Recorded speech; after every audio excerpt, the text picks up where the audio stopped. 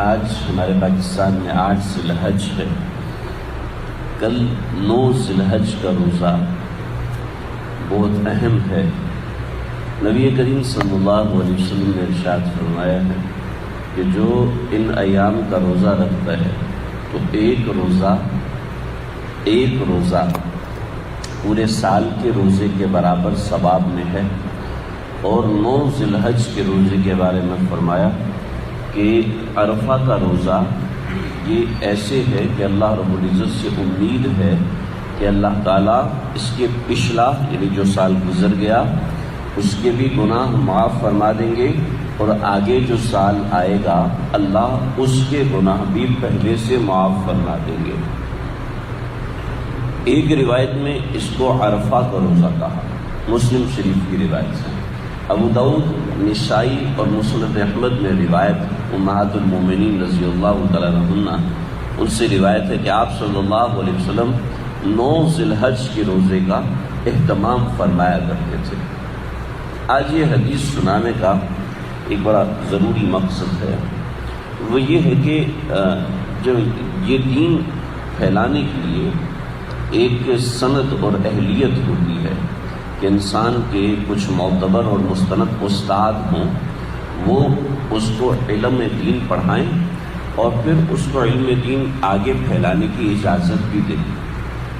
لیکن آج ایک بڑا طبقہ ہے جو کہ یہودیوں سے گلاسکو یونیورسٹی سے اسلامیات پڑھ کے آتے ہیں، حدیث میں اسپیشلائزیشن کرتے ہیں اور ان کو اسپیشلائزیشن کی ڈگری یہودی دیتے ہیں۔ پھر ظاہر بات ہے ان کے استاد تو ہے نہیں۔ نبی کریم صلی اللہ علیہ وسلم نے فرمایا البرکۃ مع اکابرکم، کہ برکت اس وقت تک رہے گی جب تم اپنے اکابر کے ساتھ رہو گے، یعنی اپنے بڑوں کے جس طریقے سے بڑے سنت پر عمل کیا کرتے تھے اس طریقے سے تم چلتے رہو گے۔ چنانچہ جب یہ 70s کے بعد یہ میڈیا چلنا ایسا شروع ہوا کہ اس میں کچھ تیزی آئی، تو پھر پتہ چلنا شروع ہوا کہ سعودی عرب اور مغربی ممالک میں چاند کچھ دیر سے نظر آتا ہے، مشرقی ممالک میں چاند جلدی نظر آتا ہے، تو ان کے ہاں تاریخ اور ہوتی ہے اور ہمارے ہاں تاریخ اور ہوتی ہے۔ حالانکہ ہماری شریعت نے اس پہ ورکنگ کی ہوئی ہے، پہلے سے متقدمین متاخرین نے اپنا مسلک رائج کیا ہوا ہے کہ اختلاف مطالع ایک ٹرمینالوجی ہے، مطلع کا اختلاف، یعنی اوقات کا مختلف ہونا یہ شریعت میں معتبر ہے اور اس کے بغیر گزارا بھی نہیں ہے۔ جیسے اس وقت یہاں پر شام ہو رہی ہے اور امریکہ میں اس وقت فجر ہو رہی ہے، تو کیا وہ لوگ عصر کی نماز پڑھیں گے یا فجر کی نماز پڑھیں گے؟ ظاہری بات ہے کہ وہ فجر کی نماز پڑھیں گے، ان کا مطلع ان کو فجر کی نماز پڑھنے کا حکم دیتا ہے، اور ہم اس وقت سعودی عرب میں ظہر کی نماز کا ٹائم ہے، ہمارے یہاں پر عصر کی نماز کا وقت ہے، تو ہم ظہر پڑھیں گے یا عصر پڑھیں گے؟ عصر پڑھیں گے۔ تو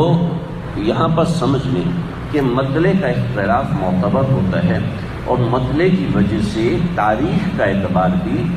اختلاف بھی معتبر ہوتا ہے۔ چنانچہ عید کے دن روزہ رکھنا حرام ہے، عید کے دن روزہ رکھنا جائز نہیں ہے، حرام ہے۔ اب کل سعودی عرب میں اور کئی ایک ممالک میں عید ہے، تو کیا ہمارے لیے روزہ رکھنا حرام ہوگا؟ بالکل حرام نہیں ہوگا۔ تو یہ چند باتیں ہیں۔ اب ان باتوں سے سمجھ لیں کہ عرفے کو 9 ذی الحج کی تاریخ کو عرفہ کہتے ہیں۔ اب اس تاریخ میں وقوف عرفہ ہے یا نہیں ہے اس کا کوئی تعلق نہیں ہے، ضروری نہیں ہے کہ یہ بھی ہو، اس لیے کہ یوم العرفہ کو عرفہ اس لیے کہتے ہیں کہ حضرت ابراہیم علیہ السلام نے 8 ذی الحج کو جو خواب دیکھا تھا اس کی سمجھ اور معرفت ان کو 9 ذی الحج میں آئی، تو اس لیے اس دن کو یوم العرفہ کہہ دیا کہ آج آپ کو معرفت ہو گئی ہے۔ یہ اتنی بڑی معرفت ہے کہ اس معرفت کو ہمیشہ یاد رکھا جائے گا، لہٰذا اس کو یوم العرفہ کا نام دیا۔ ایک روایت میں یہ ہے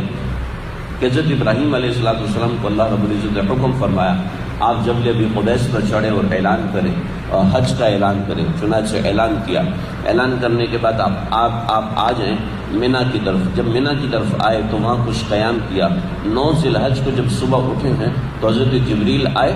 اور حضرت جبریل علیہ السلام نے حج کے تمام ارکان کی معرفت حضرت جبریل علیہ السلام نے حضرت ابراہیم کو دی۔ تو یہ جو معرفت دی ہے، تو اس معرفت کی وجہ سے اس دن کا نام، کہ اس دن ایک بڑے فریضے کی معرفت ہوئی ہے، تو یوم العرفہ پڑ گیا۔ اور پھر ایک اور بھی وجہ ہے، جو وجہ ایک اور بھی وجہ ہے، اور وہ یہ ہے کہ یوم العرفہ کو عرفات کے اندر رکنا فرض ہوتا ہے، تو اس وجہ سے بھی یوم العرفہ کو 9 ذی الحج کو یوم العرفہ کہتے ہیں۔ لیکن یہ ایک اس کی وجہ ہے، ایک اس کی وجہ ہے، حکم ثابت ہونے کی علت یہ نہیں ہے، فضیلت کی وجہ صرف یہ نہیں ہے، اور وجوہات بھی ہو سکتی ہیں۔ تو سمجھ لیں کہ 9 ذی الحج جہاں جس تاریخ کو ہوگی وہیں پر اس کی فضیلت پائی جائے گی۔ چنانچہ ہمارے ملک میں چاند اس طرح نظر آیا، یہاں مجھے مغربی علاقے بلوچستان کی طرف جانے کا اتفاق ہوا، میں نے دیکھا وہاں پر چاند کی موٹائی یہاں کی چاند کی موٹائی سے کافی زیادہ محسوس ہوئی،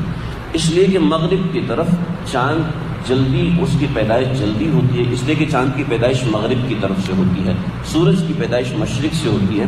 چاند مغرب کی طرف سے پیدا ہوتا ہے، لہٰذا اس کی نمو اسی لحاظ سے بڑھے گی، اس کی موٹائی اور اس کا نظر آنا اسی لحاظ سے زیادہ ہوگا۔ ہمارے جب پیچھے عید الفطر گزری ہے، تو عید الفطر میں بھی چاند جو ہے بلوچستان کے بالکل آخری علاقے اور سرحدی علاقے میں جا کر نظر آیا تھا، تو اس وجہ سے عید کا اعلان ہوا، جس کی وجہ سے علماء کے طبقے میں بڑی وہ چلی کہ ہمیں تو کچھ بھی، جب اگلے دن چاند دیکھا تو بالکل یوں محسوس ہوا کہ پہلی رات کا چاند ہے، لیکن چونکہ رویت پاکستان میں ہمارے حدود میں ہو گئی تھی، تو اس وجہ سے تو رویت میں بتانے کی وجہ ہے کہ رویت بالکل مغرب کی طرف جلدی ہو جاتی ہے، اور سعودی عرب اور یہ علاقے تو بالکل مغرب کی طرف ہیں، لہٰذا وہاں پر رویت زیادہ آسانی سے ممکن ہے۔ اور اس میں کافی تفصیل بتائی تھی کہ چاند اپنی پیدائش کے 16 گھنٹے کے بعد نظر آتا ہے۔ اب چاند کی پیدائش ہو چکی اور پاکستان کے اندر اس کی پیدائش کو 12-13 گھنٹے گزرے ہیں، اور جب سعودی عرب پہنچتے تو وہ 2-3 گھنٹے کا ڈیلے ہے، تو 2-3 گھنٹے کے ڈیلے سے چاند 16 گھنٹے کا ہو چکا ہوتا ہے، عام طور پہ وہاں نظر آ جاتا ہے، تو ایک دن پہلے ہو جاتا ہے۔ تو اب سمجھ لیں کہ ہمارا جو روزہ ہے عرفے کا، جو کل روزہ ہے جس کی بڑی فضیلت ہے، ویسے تو 9 کے 9 روزوں کی فضیلت ہے، تو وہ عبادت ساری کی ساری کل ویسے ہی مقبول ہے، جیسا کہ یوم العرفہ کہا گیا ہے، ویسے ہی اس تاریخ میں بھی معتبر ہے۔ اب ہمارے چونکہ ایسے لوگ ہیں، حدیث میں چونکہ یوم العرفہ آ گیا تو اس کی فضیلت کو اس طریقے سے بیان کیا جاتا ہے۔ اب مسئلہ یہ ہے کہ یوم الاضحیٰ قربانی کے دن، یوم الاضحیٰ میں روزہ رکھنا جائز نہیں ہے، تو یوم الاضحیٰ تو وہاں پر ہو رہا ہے، تو یوم الاضحیٰ کہاں کا معتبر ہوگا؟ جیسے یوم الاضحیٰ 10 تاریخ کا معتبر ہے، ایسے ہی یوم العرفہ بھی 9 تاریخ کا معتبر ہے۔ یہ بدیہی بات ہے، یعنی اس کو سمجھانا اس لیے پڑ رہا ہے کہ چونکہ ایک میسیج اور اس طریقے سے پوسٹنگ بہت کثرت سے ہو رہی ہے،